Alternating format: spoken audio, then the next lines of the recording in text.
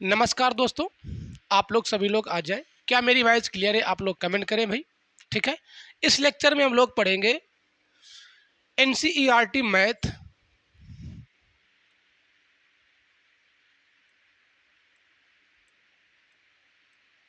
ठीक है, आप लोग लाइक कर दो भाई, फटाफट आप लोग लाइक कर दीजिए।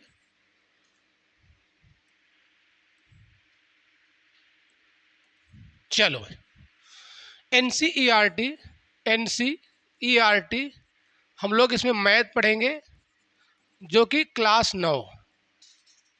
9th के मैथ। ठीक है।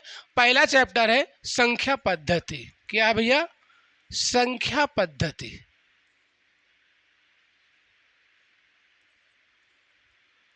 पहला जो चैप्टर है संख्या पद्धति यानी कि नंबर सिस्टम। सबसे पहले हम जानेंगे संख्याओं के बारे में, हम लोग जानेंगे। मैं आशा करता हूं कि आप लोग जानते होंगे, फिर भी हम लोग एकदम जीरो लेवल से पढ़ेंगे संख्याओं के बारे में। देखो, संख्या आखिर अंक क्या है? किसी भी संख्या को लिखने के लिए हम 10 संकेतों का प्रयोग करते हैं। कितने संकेतों का? 10 संकेतों का, जो वैज्ञानिक एवं अंतर्राष्ट्रीय स्तर पर मान्य होते हैं। ये 10 संकेत हैं, इस प्रकार हैं। जीरो है, 0, 1, 2, 3, 4, 5, 6, 7, 8 और 9। ठीक है। इन 10 संकेतों को अंक कहते हैं। 10 संकेतों द्वारा प्रयोग की जाने वाली यह पद्धति दशमलव या दशमिक पद्धति के नाम से जाना जाता है या कहलाती है। किसी संख्या को लिखने हेतु हम दाएं से बाएं क्रमशः इकाई, दहाई, है ना, सैकड़ा, हजार, 10,000, lakh, 10 lakh, crore, 10 crore, dash dash dash आदि स्थान को लेते हैं। मैं एकदम आपको जीरो लेवल से बता रहा हूं। ठीक है। अगला जो पॉइंट देखते हैं हम लोग, इनमें इनसे थोड़े से भिन्न भारतीय यानी संख्यांक होते हैं तथा पश्चिम की अंक पद्धति में रोमन संख्यांक, पश्चिमी सभ्यता जो आपने इतिहास में पढ़ा होगा, रोमन संख्यांक होते हैं। इनका जो है तुलनात्मक स्वरूप निम्न सारणी द्वारा दर्शाया गया है। देखो, अंतरराष्ट्रीय संख्या क्या होती है भैया? ये वाला एक रहता है। भारतीय संख्या में बेटा ये वाला एक रहता है ना। ऐसे ये आप देख सकते हैं 2, 3, 4, 5, 6, 7, 8, 9, 10 है। ठीक है। ये भारतीय पद्धति की है। ऐसे 1, 2, 3, 4, 5, 6, 7, 8, 9, 10। ठीक। यहीं पर हम देख लेते हैं रोमन संख्यांक क्या है। रोमन संख्यांक आप ऐसे लिखते हैं, आपने पढ़ा होगा रोमन अंक में ना 100 तक। ये 1 है, 2 है, 3 है, 4, 5, 6, 7, 8, 9, 10। और क्या इसमें दिया गया है कि भैया अगर इसका मतलब 1 होता है, इसका मतलब 5 होता है, इसका मतलब 10 होता है, एल का मतलब बेटा 50 होता है, और सी का मतलब 100 होता है, डी का मतलब 500 होता है, और एम का मतलब 1000 होता है। इनको भी आपको ध्यान देना है। ठीक। जहां पर डाउट हो वहां पर आप कमेंट के माध्यम से मुझसे पूछ सकते हैं। मैं कमेंट अगर देखूंगा तो उसका जवाब भी दूंगा भैया। चलो, अगला है अंकों के मान। क्या है? अंकों के मान। अंकों के मान है। अंकों के मान दो प्रकार के होते हैं। कितने प्रकार के होते हैं? अंकों के मान जो होते हैं वो दो प्रकार के मुन्ना होते हैं। एक होता है वास्तविक या शुद्ध मान। ठीक। ये प्रश्न पूछे जाते हैं, ये शायद छोटे क्लास में ये प्रश्न पूछ जाते हैं कि वास्तविक अथवा या शुद्ध मान किसे कहते हैं। किसी दी गई संख्या में किसी अंक का वास्तविक या शुद्ध मान उसका अपना मान ही होता है। जैसे कोई संख्या दी गई है, मान लो बेटा ये कोई संख्या दी गई है। अगर मैं पूछूं इसमें कि भैया 8 का वास्तविक मान क्या होगा? ठीक है। 8 का वास्तविक मान बेटा जो संख्या दी होती है वही उसका वास्तविक मान होता है। तो इसका आंसर क्या हो जाएगा? 8 ही हो जाएगा। ठीक है। जैसे आपसे पूछा जाए कि इसमें 6 का वास्तविक मान बताओ, तो 6 का वास्तविक मान 6 ही होगा। एक होता है वास्तविक, एक होता, अभी हम स्थानीय मान के बारे में भी पढ़ेंगे। तो जो वास्तविक मान होता है वो वही संख्या हो जाती है। आगे चाहे इसमें देख लो, चाहे वह संख्या किसी स्थान पर क्यों ना हो, अर्थात किसी अंक का वह मान जो कभी भी नहीं बदलता है, उसे क्या कहते हैं? वास्तविक या शुद्ध मान कहते हैं। जैसे मान लो ये संख्या दी गई है, 6 का जो वास्तविक मान शुद्ध मान क्या होगा? 6 ही होगा। अगर यहीं पर ये पूछा जाए बेटा इसमें 8 का वास्तविक मान बताओ, तो 8 का वास्तविक मान भी 8 ही होगा। यानी वास्तविक या शुद्ध मान जो होता है वो बदलता नहीं है। अगला पॉइंट देखो। अगला पॉइंट क्या है? स्थानीय मान। अगला पॉइंट जो है स्थानीय मान यानी कि प्लेस वैल्यू। क्या है? Place value. ठीक है, इसमें देखो किसी दी गई संख्या में किसी अंक का स्थानीय मान उसके स्थान विशेष के अनुसार होता है, अर्थात किसी अंक का वह मान जो उसके स्थान विशेष की स्थिति के अनुसार बदलता रहता है। आप देखो इसमें क्या होता है, स्थानीय मान में स्थान विशेष के हिसाब से अंक बदलता रहेगा, उसे स्थानीय मान कहते हैं। जैसे संख्या, ये संख्या आपको लिखी है 5 6 7 8 9, इसमें कहा है कि 6 का स्थानीय मान कितना है भैया? 6000। भाई 6 का स्थानीय मान निकालना है आपको, 6 देना गुणे कितने अंक इसके आगे हैं, इधर के अंक गिनने आपको काउंट करने हैं, इधर के 1 2 3, तो 1 लगा के 3 लगा दोगे 0, इसका गुणा कर दोगे तो आ जाएगा 6000। ठीक है, यहीं पर अगर आपसे 5 का स्थानीय मान पूछता तो 5 लिख देते गुणे 1 2 3 4, 1 के आगे कितने 0? 4 0। ठीक है, तो ये हो जाएगा आपका 50,000, यानी 5 का जो स्थानीय मान है वो 50,000 आ जाएगा। ठीक, स्थानीय मान क्या होता है भाई? अपने स्थान के हिसाब से वो उसका मान बदलता रहता है। अगला पॉइंट है संख्याओं के प्रमुख प्रकार। क्या है? संख्याओं के प्रमुख प्रकार के बारे में है, मेन टाइप्स ऑफ नंबर्स के बारे में हम लोग चर्चा करेंगे। पहला जो है प्राकृत या प्राकृतिक संख्याएं यानी कि नेचुरल नंबर्स। क्या होते हैं भाई नेचुरल नंबर्स? देखो नेचुरल नंबर्स जो होते हैं वो 1 से प्रारंभ होते हैं।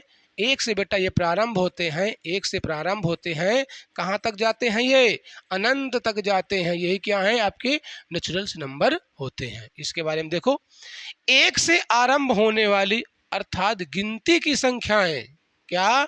गिनती की संख्या। भाई जो आप काउंटिंग करते हो, मान लो कोई वस्तु, जैसे ये मान लो पेन है ना, जैसे ये पेन है, आपको क्या करना? काउंट करना है। तो बेटा आप 0 से नहीं काउंट करते हैं, 1 2 3 4 है ना, 1 से काउंट करते हैं ना। तो जो प्राकृतिक संख्या होती है वो 1 से स्टार्ट होती है। ठीक है, यानी गिनती वाली संख्याएं। तो क्या आपने कभी ऐसा किया है? 0 1 2 नहीं किया है ना, 1 से प्रारंभ किया होगा, तो 1 से प्रारंभ होता है। ठीक है, चलो आगे देखते हैं। प्राकृतिक संख्याएं कहलाती हैं। ये संख्याएं धनात्मक होती हैं। क्या होती हैं बेटा? ये संख्याएं जो होती हैं धनात्मक होती हैं, यानी पॉजिटिव होती हैं। इनके समुच्चय को यानी ये वाले कैपिटल एन से प्रदर्शित करते हैं। यानी वास्तविक जो नेचुरल नंबर है इसका पहला अक्षर क्या है? कैपिटल एन है, तो इसको एन से ही प्रदर्शित किया जाता है। ठीक है, तो ये कोष्टक में दिया है 1 2 3 4 5 कहाँ तक? अनंत तक। ये होती हैं नेचुरल नंबर्स। आगे देखो कुछ बिंदु दिया है, महत्वपूर्ण बिंदु इसके बारे में दिया है, उसके बारे में लोग चर्चा कर लेते हैं कि सबसे छोटी जो प्राकृतिक संख्या होती है वो क्या होती है? 1 होती है सबसे छोटी प्राकृतिक संख्या। और सबसे जो बड़ी संख्या होती है 1 अंक वाली प्राकृतिक संख्या वो बेटा होती है 9। 1 अंक की बात हो रही है। ठीक है, कितने अंक की? 1 अंक की बात हो रही है तो 9 है। अगर 2 अंक की कहेगा बड़ी संख्या प्राकृतिक तो 99 हो जाएगी, है ना। 3 अंक की कहेगा तो 999 हो जाएगा। 4 अंक की कहेगा तो 9,999 हो जाएगा। ठीक है, तो इसे अगर ये पूछा जाए आपसे कि सबसे बड़ी प्राकृतिक संख्या क्या है मुन्ना, तो अनंत है। क्या है? अनंत है। वो जो कि सबसे बड़ी नेचुरल्स नंबर जो होगी वो अनंत होगी। और जो सबसे छोटी है बेटा वो 1 है। और जो 1 अंक की सबसे बड़ी है वो 9 है। 2 अंक की पूछेगा तो 99 हो जाएगा। 3 अंक तो उतने 9। जितने अंक पूछते जाए बड़ी संख्या उतने अंक आपको बढ़ाते चले जाना है। ठीक, अगर ये पूछा जाए कि भैया सब यानी कि छोटी संख्या 2 अंक की सबसे कौन सी हो जाएगी नेचुरल नंबर, तो सबसे छोटी 2 अंक की बेटा क्या होती है? 10 होती है ना। अगर हम 3 अंक की पूछेंगे तो 1 0 और आगे बढ़ा दो, 100 हो जाएगा। 4 अंक की पूछेगा तो 1 0 और बढ़ा दो भैया, 1000 हो जाएगा। 5 अंक की पूछेगा तो 1 0 और बढ़ा दो, 10,000 हो जाएगा। अगला है, अगला पॉइंट देखो, अगला जो नंबर है पूर्ण संख्याएं। क्या है? पूर्ण संख्याएं अगला नंबर। इसमें क्या होता है बेटा? देखो जो होल नंबर्स होते हैं ये कहाँ से स्टार्ट होते हैं? 0 से स्टार्ट होते हैं। कहाँ से मुन्ना? जीरो से स्टार्ट होते हैं। 0, 1, 2, यानी अगर हम नेचुरल नंबर में जो गिनती वाली संख्या होती है या जो प्राकृतिक संख्या होते हैं उसमें उसके समुच्चय में हम जीरो के भी शामिल कर लेते हैं तो वो हो जाते हैं होल नंबर्स। क्या हो जाते हैं? होल नंबर्स हो जाते हैं। ठीक है, चलो देखो इसमें दिया है प्राकृतिक संख्याओं में जीरो यानी कि शून्य को सम्मिलित करने पर जो संख्याएं प्राप्त होती हैं उन्हें पूर्ण संख्याएं क्या कहते हैं? पूर्ण संख्याएं बेटा कहते हैं। इनके समुच्चय को ये यानी ये W से प्रदर्शित करते हैं। जैसे W बराबर आपका हो जाएगा 0, 1, 2, 3 कहाँ तक? अनंत तक बेटा। कहाँ तक? इनफाइनाइट यानी कि अनंत तक। ठीक है, पहले चैप्टर में आपको क्लास 9th में पहले चैप्टर में नंबर सिस्टम से प्रश्न पूछे जाते हैं और प्रश्न पूछे गए हैं। जैसे मैं आपको एक प्रश्न दूं कि भैया ये बताओ क्या सभी प्राकृतिक संख्याएं होल नंबर्स होती हैं? यानी कहने का मतलब है क्या सभी संख्याएं जो हैं वो पूर्ण संख्याएं होती हैं? सही और गलत में ऐसे प्रश्न प्रश्नावली 1.1 में दिए गए हैं। ठीक है, चलो अगला क्या है? पहली तथा सबसे छोटी बेटा जो छोटी पूर्ण संख्या होती है क्या होती है? 0 होती है, क्योंकि 0 से ही ये स्टार्ट होती है। सबसे बड़ी पूछा जाएगा तो अनंत होती है, सबसे छोटी क्या हो जाएगी? 0 हो जाएगी। ठीक है, चलो अगला है बेटा पूर्णांक, इंटीजर। ठीक है, इंटीजर्स नंबर्स जो हैं जो पूर्णांक संख्याएं हैं इनके बारे में भी हम लोग चर्चा कर लेते हैं साथ में ही। पूर्ण संख्याओं में ऋणात्मक संख्याओं को भी सम्मिलित करने पर जो संख्याएं प्राप्त होती हैं उन्हें पूर्णांक संख्याएं कहते हैं। इनके समुच्चय को यानी ये वाले आई से क्या करते हैं? प्रदर्शित करते हैं। जैसे देखो जो होल नंबर्स होते हैं, जो पूर्ण संख्याएं होती हैं, उनमें अगर हम ऋणात्मक संख्याओं को भी शामिल कर लेते हैं तो वो हो जाते हैं आपकी इंटीजर यानी कि पूर्णांक हो जाते हैं। ठीक है बेटा, पूर्णांक जो है बेटा दो प्रकार के, हम पूर्णांक को 3 प्रकार के भी कह सकते हैं। कैसे? देखो एक तो बेटा हो गया जीरो पूर्णांक, है ना, शून्य पूर्णांक हो गया बेटा। इधर जो हो जाएगा शून्य के जो इधर होंगे वो धनात्मक पूर्णांक। ओके, धनात्मक पूर्णांक। और बेटा जो इधर है -0 के इधर है ये आपके हो जाएंगे ऋणात्मक पूर्णांक। ऋणात्मक पूर्णांक। ठीक, तो ये बात ध्यान देना, 3 प्रकार की, यहाँ 2 लिखा है तो हम अगर हम 0 को अलग से काउंट करते हैं तो एक 0 पूर्णांक हो जाएगा और एक धनात्मक हो जाएगा और एक ऋणात्मक हो जाएंगे।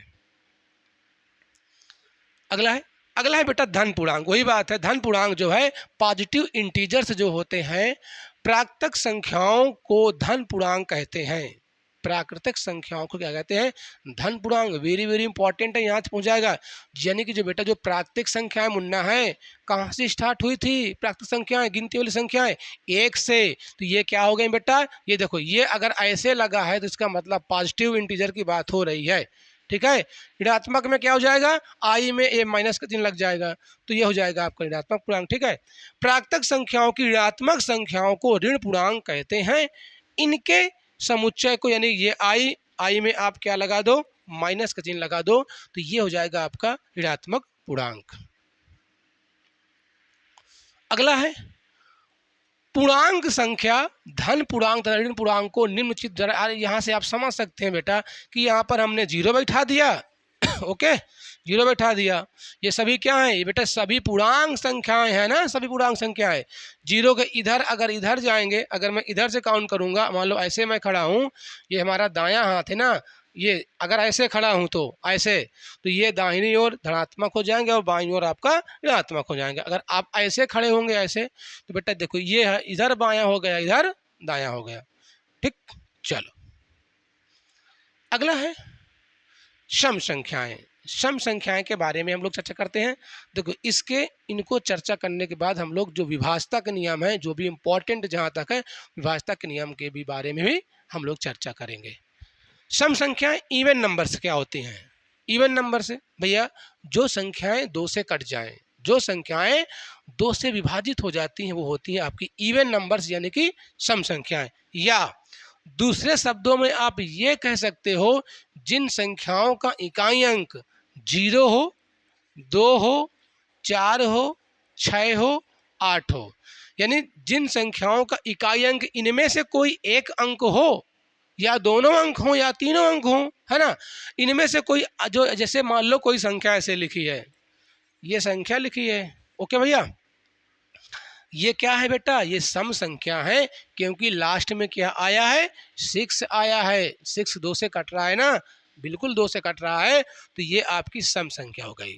ठीक, हम दो शब्दों में इनको कह सकते हैं, डिफिनीशन दो हम बोल सकते हैं कि भैया जो संख्या 2 से कट जाए वो सम संख्या होती है ना, या जिन संख्याओं के लास्ट में 0 हो, 2 हो, 4 हो, 6 हो, 8 हो, तो वो संख्याएं सम संख्याएं होती हैं। क्यों होंगी? क्योंकि वही संख्याएं 2 से विभाजित होती हैं जिनके लास्ट में ये कोई अंक होता है।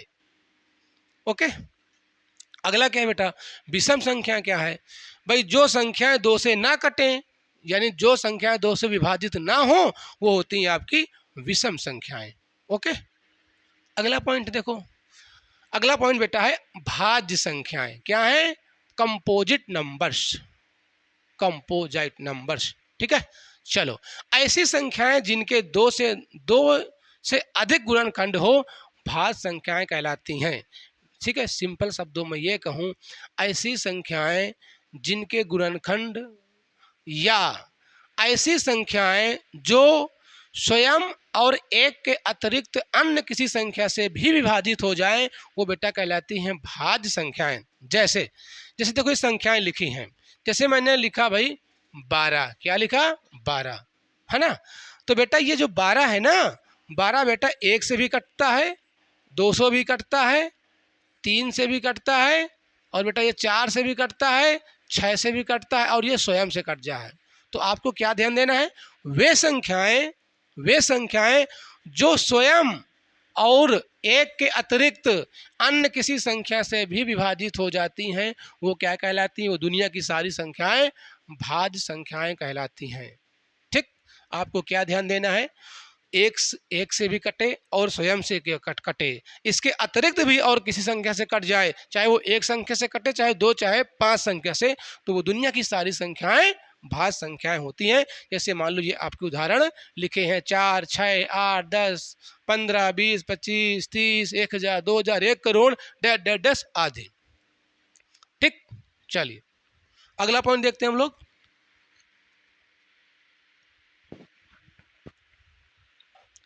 अगला क्या है? अगला है अभाज्य संख्याएं। अगला बेटा है अभाज्य संख्याएं, प्राइम नंबर्स। क्या है? Prime numbers.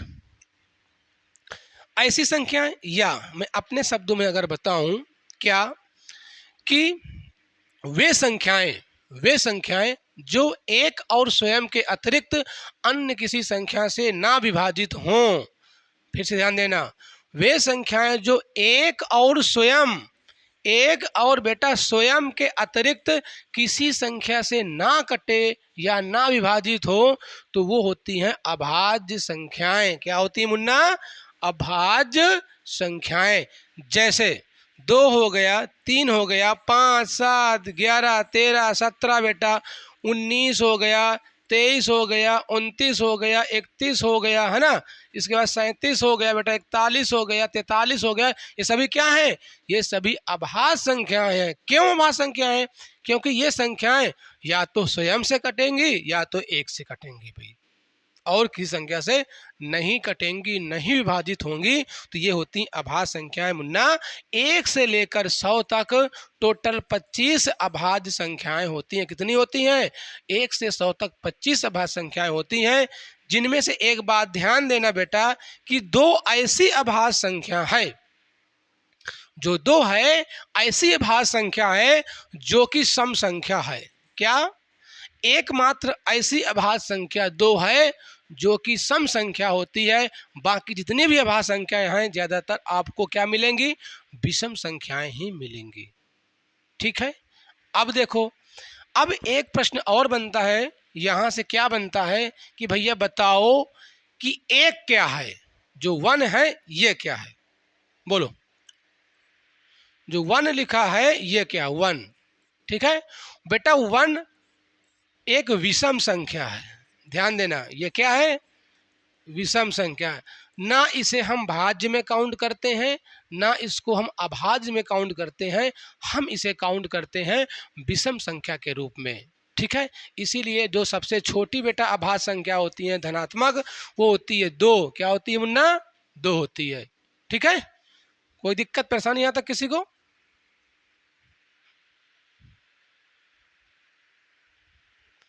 ठीक, चलो हम लोग चलते हैं अगले महत्वपूर्ण जो बिंदु है। हाँ देखो, जो मैंने अभी आपसे चर्चा किया वही बात यहाँ पर लिखी हुई है महत्वपूर्ण बिंदु में कि एक ना तो भाज्य संख्या है और ना ही अभाज्य संख्या है, तो है क्या बेटा? विषम संख्या है ना? इवन नंबर, इवन है कि ऑड है बेटा? ऑड नंबर है ना, ऑड नंबर है बेटा, ये ऑड नंबर है तो विषम संख्या हो जाएगी। ओके, अगला है केवल 2 ऐसी अकेली सम संख्या है जो अभाज्य है तथा यह सबसे छोटी अभाज्य संख्या भी है। सबसे छोटी अभाज्य संख्या है एकमात्र ऐसी संख्या जो कि वो सम संख्या होती है। नेक्स्ट है बेटा परिमेय संख्याएं। क्या? परिमेय संख्याएं मुन्ना, इनके बारे में हम लोग चर्चा करते हैं। रेशनल नंबर्स, रेशनल नंबर्स क्या होती हैं? देखो भैया, जिन संख्याओं को हम p/q के रूप में लिख सकते हो, और क्या कंडीशन है? q not 0। जिन संख्याओं को हम p/q के रूप में लिख सकते हो और q का मान कभी 0 नहीं होना चाहिए, वो क्या होती हैं? परिमेय संख्या होती हैं। क्या होती हैं? वो आपकी परिमेय यानी कि रेशनल नंबर्स होते हैं। ठीक, वही बात लिखा है, जो संख्याएं p/q के रूप में हो, जहां p तथा q दोनों क्या है बेटा? पूर्णांक हैं। क्या है? दोनों पूर्णांक है। और q नॉट 0, अगर ऐसे लिखा इसका मतलब नॉट 0। ठीक है, नॉट है, परिमेय संख्या कहलाती है। जैसे आपकी ये लिखी हुई है, चाहे वो भैया माइनस में हो। कुछ इंपॉर्टेंट पॉइंट हम लोग यहाँ परिमेय संख्या के बारे में जानेंगे, सिर्फ इतना से नहीं काम चलेगा, इसके बारे में हम लोग जानेंगे। देखो, हम लोग चर्चा कर रहे थे परिमेय संख्या के बारे में। परिमेय संख्या, अभी आपने जाना कि भैया जिसे p/q के रूप में लिख सकते हो, लेकिन q नॉट 0, q का मान 0 नहीं होना चाहिए, वो क्या होती है? परिमेय संख्या होती है। ठीक है, देखो जैसे मुन्ना लिखा है 0, तो मुन्ना 0 क्या है?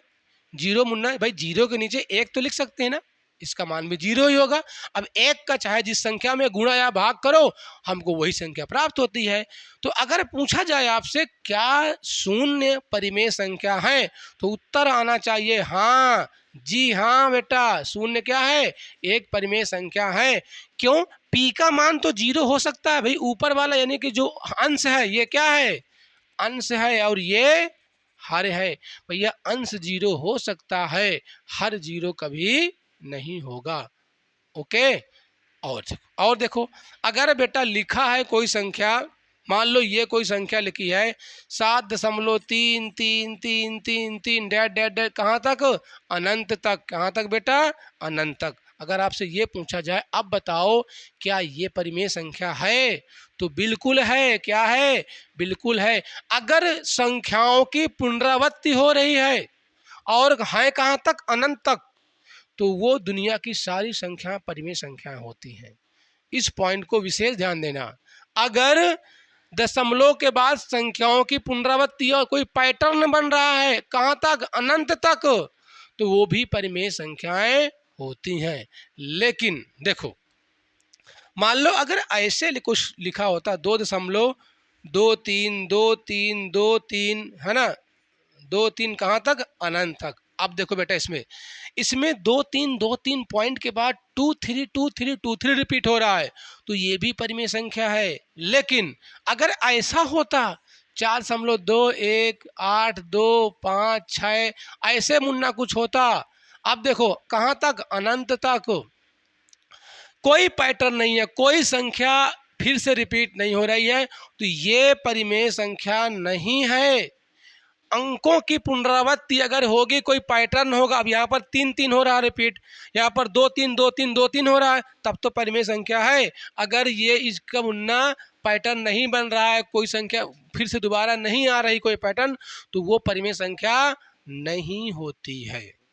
ठीक है, एक पॉइंट इसको ध्यान देना। और क्या ध्यान देना है, जैसे मुन्ना लिखा है 2.414656, ठीक, ऐसे कुछ संख्या लिखी है, कहाँ तक, सिर्फ यहाँ तक फिनिश हो गया है ना, शांत दशमलव वाली है संख्या ये, तो ये भी क्या है बेटा, ये परिमेय संख्या होती है, ये बात ध्यान देना। अगर डैट डैट इनफाइनाइट तक होता तो ना होती परिमेय संख्या, शांत दशमलव वाली है, बस यहीं से शांत हो गई है, भले ही पुनरावृत्ति ना हो, अगर शांत दशमलव वाली है तो वो भी परिमेय संख्या होती है। ठीक है, तो इन कुछ पॉइंट को आपको ध्यान देना है परिमेय संख्याओं के बारे में। मैं आशा करता हूं कि आपको समझ में आ गया होगा। ठीक है, हम लोग चलते हैं। और एक पॉइंट ध्यान देना बेटा, 4 रुपए का नोट लगा लो। देखो, पाई जो होता है बेटा, पाई आपकी अपरिमेय संख्या होती है, लेकिन जो पाई का मान हम लोग रखते हैं 22/7, पाई एक अपरिमेय संख्या है, लेकिन जो पाई का मान 22/7 हम लोग लेते हैं वो परिमेय संख्या होती है। ठीक है, आगे है अपरिमेय संख्या के बारे में। किसके बारे में? अपरिमेय संख्या के बारे में भैया। चलो, ये क्या है भाई, जो संख्याएं p/q के रूप में ना हो, जहां p तथा q दोनों पूर्णांक हैं तथा q नॉट 0, अपरिमेय संख्याएं कहलाती हैं। यानी सिंपल सी बात है, अगर आपको कहीं रूट में संख्या दिखाई दे, रूट में संख्या दिखाई दे और उसका वर्गमूल पूर्ण संख्या में ना निकले, तो दुनिया की सारी संख्याएं वो अपरिमेय संख्याएं होती हैं। मेरी बात को ध्यान देना, मैंने बोला कि कोई संख्या अगर अंडर रूट में दी गई हो, ठीक है, तो वो क्या होती है बेटा, वो आपकी अपरिमेय संख्या होती है, लेकिन उसका पूर्ण संख्या में वर्गमूल नहीं निकलना चाहिए। जैसे मुन्ना लिखा अंडर रूट 4, अब इसको मत कह देना अब ये अपरिमेय संख्या है, नो, ये परिमेय संख्या है। क्यों भैया?